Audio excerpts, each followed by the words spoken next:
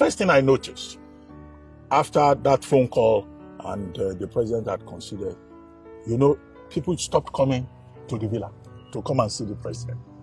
I mean, Nigerians are quite wonderful people.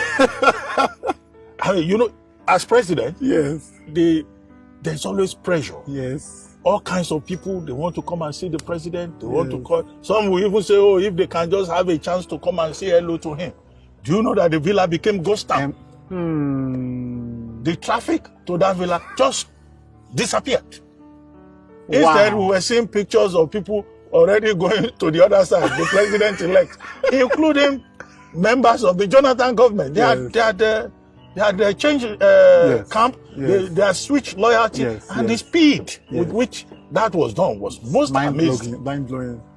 So I'll give you one example. There was this gentleman who you will say, was very close to the president. I mean, the fact that a man is a president does not mean you won't have personal friends. There will be friends who will come around, who will have almost direct access to him. So I saw this gentleman. He was coming in, and I said, how are you, sir? Good morning, or good afternoon, or whatever. I said, Oga is in the office. Do you know his response? He said, which Oga? I said, Mr. President. He said, which president? I'm not here to see him. I'm here to see someone else.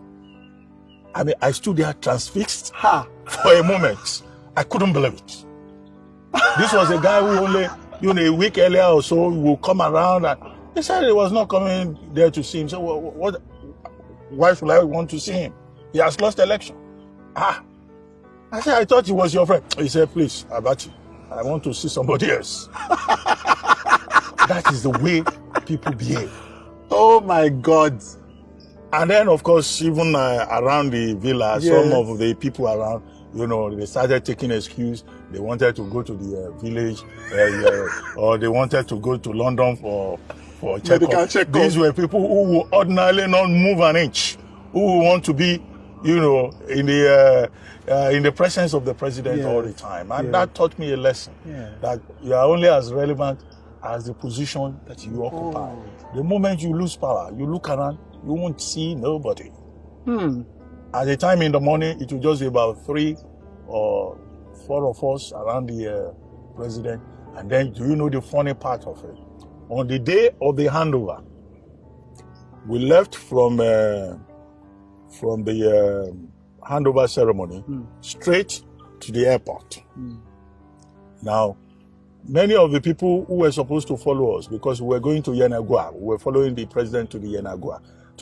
That was supposed to be his final trip in the presidential jet and the helicopter. Do you know that when we got to the airport, we looked around, there were very few of us following him. In fact, some people, just ignored us at the handing over ceremony. They had moved to the other side. Wow. And then when we got to the airport, to the presidential wing, do you know that the people there, they didn't want to open the presidential lounge for us? The president had just handed over. He was on his way back. And that became an issue that Nigerians had switched immediately. They didn't want to open the presidential lounge. They said, no, that, there's another president now. So was he expected to sit outside? Until people waited in and the place was open. So little things like that. And you just see that this life, people, they relate to power from a standpoint of opportunity. But as you know, President Jonathan is always very calm. He's a very, God-fearing man. He didn't bother himself. But it's people like us around him who will be saying, no, this is not right. How can you, treat